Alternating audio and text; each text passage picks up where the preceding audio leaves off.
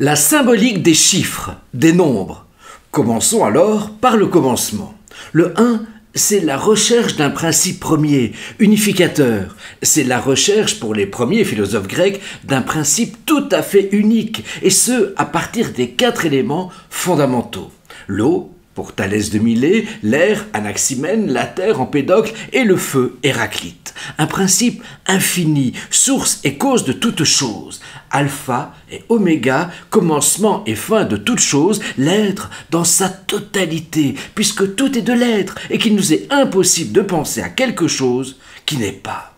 Toujours dans une perspective philosophique, c'est la réduction du multiple, par exemple les différents arbres que je perçois, à l'unique, à la singularité, le concept même d'arbre, l'essence même de l'arbre.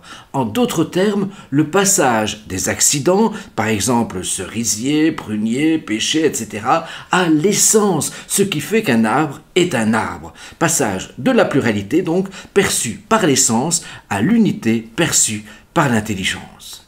Dans une perspective théologique maintenant, l'un, ce peut être aussi le lieu de la révélation, le livre, comme la Torah, la Bible, le Coran, pour n'évoquer que les grandes religions monothéistes. L'un devient alors le centre mystique, révélé, inspiré, d'où rayonne la parole, le verbe, le logos. Cette fois, c'est donc la transition entre le polythéisme et le monothéisme qui est, ou aurait dû, être le cadeau pour l'humanité. En effet, un seul Dieu, et s'il n'y a qu'un seul Dieu, ce sera dès lors le même pour tous, et tous pourront se retrouver en lui. Une unité, une réconciliation retrouvée en Dieu. L'histoire et l'actualité nous montrent malheureusement au contraire que ce passage du polythéisme au monothéisme demeure un combat permanent entre les différentes religions. Petite digression également. Trithéisme ou monothéisme?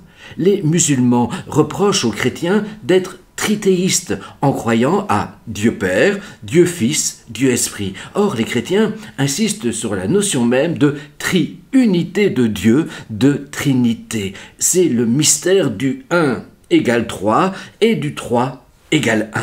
Fusion sans confusion.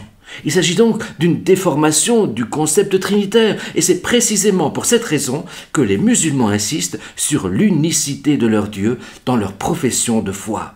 Il n'y a pas d'autre Dieu que Dieu l'unique.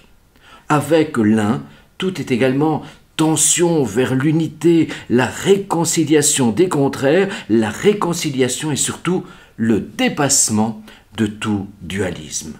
Dualisme, ce sera alors le chiffre 2 que nous développerons dans une deuxième séquence.